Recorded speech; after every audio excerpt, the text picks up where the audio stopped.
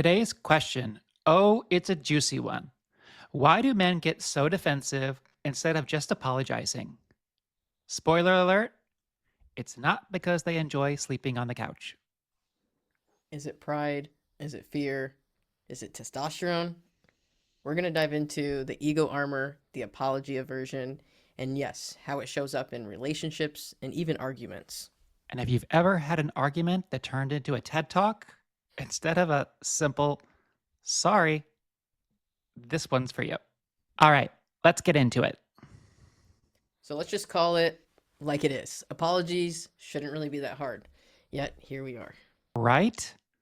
Somehow, I'm sorry turns into, you always do this, or that's not what I meant, or my personal favorite, you're too sensitive. These are all classic moves. So today, we're just going to break it down, why they happen, how it shows up in real life, and what it takes to move past these things. And full transparency, we've both been the defensive one before. So, no judgment here, just real talk. Let's start with where this even comes from because this isn't just a guy thing, but it does seem to hit differently with men. A, what is your experience with this? Oh, I think this is a pattern that I know all too well. I feel like I do get defensive a lot, and it comes from a more I want to say obvious, but more of an ego place of like, I'm right, you're wrong, and then I have to like, have that pause with myself and then reflect and use my self awareness for what it's actually supposed to be used for, which is connection and rewiring these patterns. But automatically, I find myself getting defensive automatically a lot. So I feel as though this is a lifelong pattern of rewiring that I'm always have to be conscious of and always be aware of. How about you? This is something that I've dealt with a lot. When I was living as a man, I was so defensive.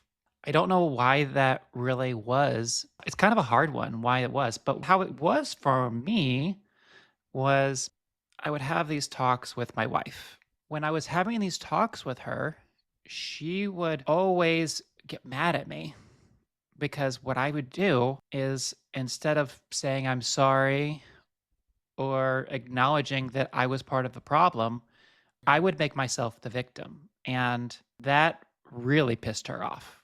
And obviously, it's understandable why that would make her so mad because she was wanting to have a conversation or she was upset about something. And then I made myself the victim. And I don't really know why I did this. I think it comes back to that men don't really say they're sorry as much. What came up for me in my healing process and my growing process is I get defensive when I don't feel seen. So the smaller I feel internally, the louder I get externally. So it's my inside saying, I don't feel seen in this moment. They're not hearing me the way I'm wanting to come across. I actually do care deep down, but they're not seeing that, and that's making me defensive or reactive. So in my own experience and my own healing, that's what it's really come down to for me. So as soon as I notice that happening, I have to like use my awareness to be a little bit of self-compassion so that I can focus on connection instead of disconnection, because a lack of being seen makes me feel disconnected. So if I can consciously and actively seek connection, even if it feels hard in the moment, I can move past those defensive mechanisms that I've created for myself. So that's what it's come down to for me. Can you give us a real life example of this? Yes, definitely. For example, even recently, so I'm working on a lot of projects right now. I have a lot of exciting things going behind scenes. I'm spending more time and energy on my computer doing these projects. And so I want to be seen for the effort and all of the things that I'm putting into these projects. So my best friend and my wife, I go to her, but she also is in a place where she's working right now. She's stressed out because she has some work things going on. She has a lot on her plate. So she has things going on in her own mind, but I'm coming to her excited. I'm saying, hey, look at these projects. And she's like, that's great. And I don't know really what I'm seeking in that moment, but in the moment when I'm expressing myself to her, it sometimes feels as though she's not as excited as I am. So if she doesn't seem as excited as I am, that immediately, internally, my automatic reactions at a subconscious level are telling me she's not seeing me. She doesn't care. So that I'm like, hey, why don't you care? Why aren't you seeing me? Do you not know how these things are important to me? These are the things that are bringing me life right now. Why aren't you excited with me? And so, as I, in the moment, feel unseen, I'm getting defensive. But in her perspective, she's like, What's wrong with you? Right? She has things going on in her own life, in her own time, in her own mind. And that's valid. But because I didn't feel seen in that moment, I was like, Hey, pay attention to me. So if I notice these things, whether it be in the moment I notice these things or afterwards, that's what matters, is I'm noticing them and correcting them. So this is a core wound of mine, and it takes a lot of inner work to get to these core wounds, but because I have this awareness, I can bring it to myself in these moments. And it might not be perfect, but it's a work in progress. So that's one real life example, but that happens more often than you would think. And it's an interesting experience because when I've created awareness of these things and when we create awareness of these things, all that's really happening is my inner child at some point was surviving off of these patterns. And I'm trying to like make new patterns for myself so that these aren't driving the show. This actually happens more often than I'd like to admit, but I'm also really proud of the progress that I'm making in it. This brings up a lot of things for me as you talk about this. Mm, It brings up how I did the same thing. I want people to be excited about something that I'm excited about. And I mm, think maybe that is just nature. I think all of us, if you have something you're excited about, you want people to be excited about it too, or it is such a letdown. And I totally. wonder if it comes back to our childhood of you want your parents or you want everybody just to be excited. It's so easy to go, but you're not excited about this, but you don't really want to say that. And then you just get defensive about it. And that just makes so much sense. I also wonder if some of these things come back to some of the things we talk about how boys don't cry, be tough, never show weakness. And all of this comes back to creating this dynamic of a competition. I'm sorry feels like you're surrendering, you're giving up. And I think there's some things that are lying under the surface that are having to do with those things, but we don't want to admit it because Exactly. it's easier just to be defensive. Exactly. I really agree with that because I've experienced it myself and have had that's what choosing to be conscious and healing means as a human is like calling yourself own self out on your bullshit and being willing to work past your own bullshit. It's really what it is. But when it comes down to all of this, it's cool because it is a universal experience. So I hope in me sharing that it also enlightens the listeners to realize that sometimes we just want to be seen and that's okay, but there's better ways to go about it. Because when we want to be seen and then we get defensive, it defeats the purpose. And then what actually occurs in our system again? Then we could just go back into the shame cycle. So then it keeps happening. Who doesn't want to be seen, right? Exactly. And that's something we shouldn't be ashamed of, too, right? It's okay that you want to be seen. It's valid. It's a human desire to be recognized, to be appreciated. And everybody deserves that. Life is hard. Being a human is hard. Working for the things you want is hard. And you deserve to be seen in that. Absolutely. I'm going to go back to one of my favorite parts about how this podcast is and talking about how it's changed through your transition. So, how has it Yeah. changed for you, A? That's such a great question because I feel like from the time I first transitioned 7 years ago, coming out as a trans man, and then going through my detransitioning and resuming my life as my assigned birth and she, her, it's interesting because I feel like actually before living as my assigned birth, my mask was to be more defensive. I felt myself actually living more in that, as society will label it, toxic masculinity. I was more dismissive, I was more reactive, I was more defensive, all of those things. Because I didn't think being soft was acceptable or cool or strong or any of that. So I put on this really cold exterior sometimes. But as I've come out as a trans man the second time, I realize a big part of my truth is my softness. So I'm learning how to actually express that in a way that feels aligned and confident to the world because expressing my soft side is a really big fear of mine. So when you said earlier it's easier to just be defensive, I really felt that. It is so much easier just to protect my softness rather than express my softness. So through this second transition, I'm really holding myself accountable to being in the most aligned version of my highest truth, and that includes learning how to walk in my softness in this world. and not let that be something that is in the curtains, but something that is in the spotlight. So I think it's really cool through my experience because you would think the opposite for a trans man. And that was my experience the first time. I thought I had to be a man. So I thought I had to be, you can't cry, you got to be tough, you got to do all those things. I definitely had all of those societal narratives in my mind the very first time I transitioned.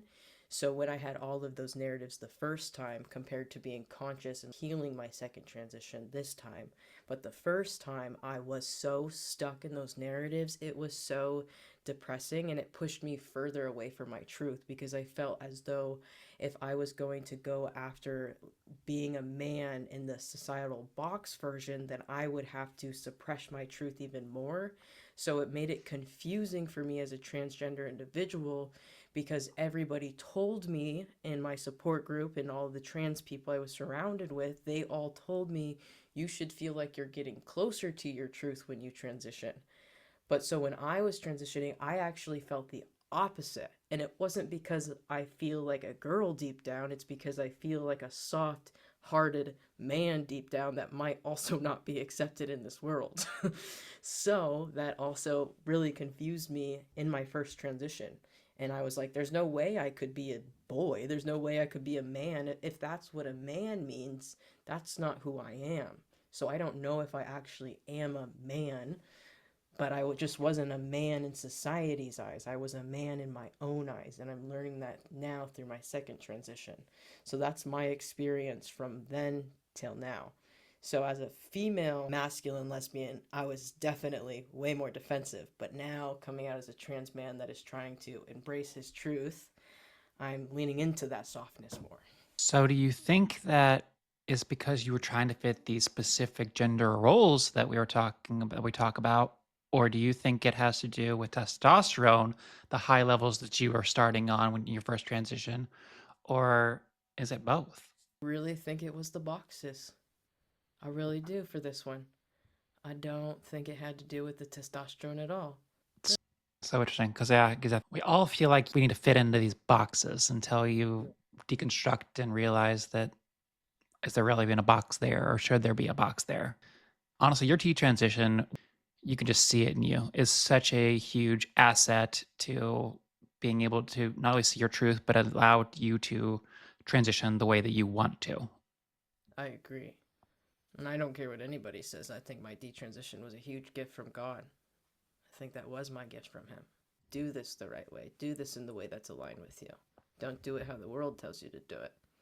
It didn't make sense to me at the time when I decided to detransition and have that conversation with the divine, but it makes complete sense now. So, That's really powerful. thank you. That's so freaking powerful. I love it. Thank you. So, my experience, and it's really hard to say, my experience before I transitioned, I was, like I said, really defensive and really making everything about me. And as I transitioned into my true self, the walls came down. Everything came down. And I deconstructed everything. I think that is really being true to myself and allowing myself to be softer and to understand myself and allowing that truth to shine. It's really hard to go back and look, is that because I was living as a man and trying to fit into those gender roles, or is that also the idea, as most queer people have, of all this shame and all this repression, and not being your truth can really F you up and really puts up those walls. And even though I didn't think I had any walls there, I had so many walls up. I had so many walls up within myself, to the world. I thought I had one secret, that I liked to wear women's clothes. And that was a huge repression of who I really was, because I was a very different person, I was a very shy, quiet, very different kind of person than the person on this podcast, changing the world, talking about all this stuff. I was really just so different. And being my true self has allowed me to break down all of those walls. And I'm the most open trans person that you'll probably meet. So I literally will talk about anything before, anything after. That's why I wrote a book called Ask Me Anything. my transparent transition story because I am the person people can ask anything. I am transparent. If you have good intent, you want to learn, I talk in my book about what's in your pants, and I literally answer that question in there. And because I want to teach people about how it was and how it is for me and how it's changing for me all the time. And just being open about it. So I think openness really can change things. And so when I broke down those walls, I opened up everything in my life and I'm crazy happy now. It's beautiful and also so powerful. And the question that's coming up for me as we share our stories too is like, what if we're all just softies actually? What if this isn't actually a gender thing and we're taught in the world how to be hard and maybe we weren't ever meant to be hard? What if we learn to all embrace our softness and our emotions, and maybe we wouldn't have to be so defensive, and all of these things that we see in the world that are happening are chaotic wouldn't be so chaotic anymore. I don't know. It was just a thought that came up It's when a we were huge, talking. it's a great thought, eh? Hmm. It brings up like that. Why do people get defensive or why are people hard? It's because of their experiences and it's because of them protecting themselves from the world. Hmm. That's why for overall why people are really have these hard exteriors and build up all these walls because it's all about protection, It right? is. Absolutely. I really agree with that. Because we all have, like you said, this natural softness and we all feel, whether you admit it or not, you feel. And that's a freaking great point. And then the defensiveness just builds over time from that shame place too of like, I'm a burden. All of these things I carry. The world can't handle it. I have no one to talk to. I have nowhere to go. Those kinds of things like play on in the subconscious background that we're not always aware of. But if you're carrying things and holding things to yourself and always getting defensive or reactive, there's a lot of shame because you're not giving yourself the space to actually move past the things that are making you hard to begin with, if that makes sense. You're not even giving yourself a chance if you don't lean into that side of yourself, is how I see it sometimes. I was just having this conversation today, recently, with my wife, and we were talking about as recovering people pleasers and just really kind people. Sometimes, if you're not willing to use your voice and tell somebody how you feel or what's going on your side of things, you'll never actually know how the person on the other side actually feels as well. So, if you never give yourself the chance to speak up past the defensiveness and actually share what's going on, then you're not doing yourself any favors. You're not protecting yourself as much as you think you are. So it's like this big mind game that we play with ourselves of we're protecting, we're defending, but we're actually just hurting ourselves every time we do that and suppressing ourselves even more. So then it becomes our normal. And so then it goes back to the question of what if we just got rid of those walls and we were all soft? Yeah, I don't know. A lot of deep thoughts are definitely coming from this conversation from me, because they this one are. really feels so much deeper than gender compared to all the other conversations we've dived into. I feel like the other ones, it's been like, yes, that makes sense with hormones. Yes, that makes sense with gender roles. But this one I feel is the first one. It's a little bit deeper than that. This is a deep topic. I didn't think it was, but I guess it is. The best thing about these for you all out there is that A and I don't do a ton of prep for this, and we always learn something new, and it always takes a new tangent. And that's one of my favorite parts about this. When you break down those walls within yourself and you can have that soft core and express those emotions, that's where your relationships get better. Hmm. When you can actually be open and transparent with people. Yeah. I think a lot of this divisiveness just kind of goes away. It's all about protection and the struggle, this back and forth or whatever that we go through in life. And does it have to be that way? There is another way. How do you think ego comes into this?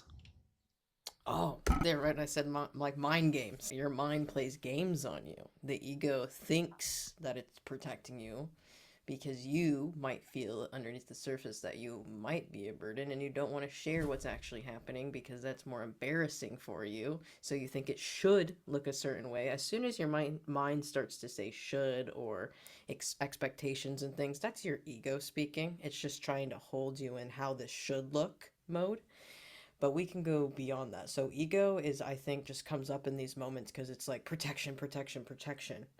And that's really all that it is breaking past that ego side of you and tapping in again to the soft core that you mentioned. But ego is just right there in the face of it all. I don't even think that a lot of the time in these conversations, when you do get defensive, you're even present to begin with. You're completely gone. And then after it all happens, then you start reflecting in all the things.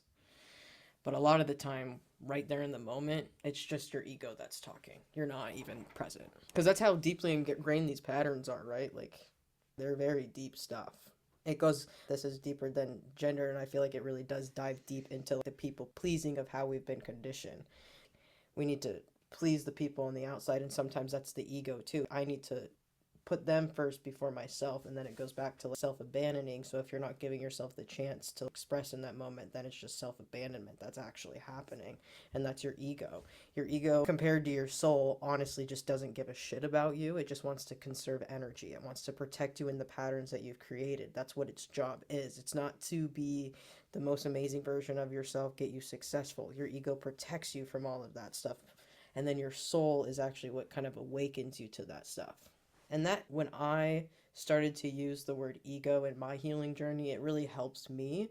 Sometimes it helps people, but you could also put a name to your ego too. I don't know, Alicia, or whatever you want to call her.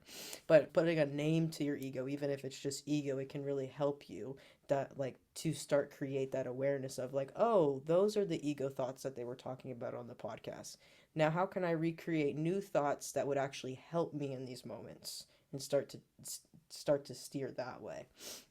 And it's going to take your conscious effort, but it definitely helps to be like, that's ego and I have a choice. That is so helpful to Hmm. be able to look at it and name it and think about it in that way. Yeah, and you This talk brings to up it. so much for me because when I grew up, I was living as a sensitive man, to be honest. And even within that, when I was exactly like you talked about, how in these conversations, it was about being defensive and making myself be the victim, but that's because I wasn't present in that conversation. I wasn't present there.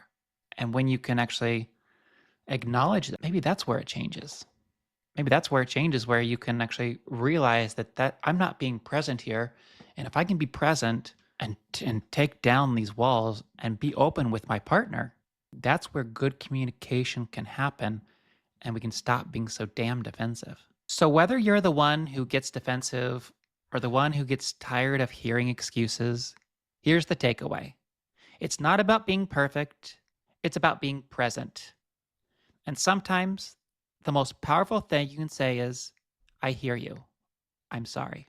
Accountability, it is not a weakness, it is connection. And it might just save you from a lot of unnecessary drama. And yes, maybe the couch. All right. Next week, we're shifting gears and maybe stirring up some closet chaos. We're asking, why is her closet full of clothes, yet she has nothing to wear? And no, no, no, it's not about fashion. It's about chaos, crisis, and maybe a little closet drama. You do not want to miss it.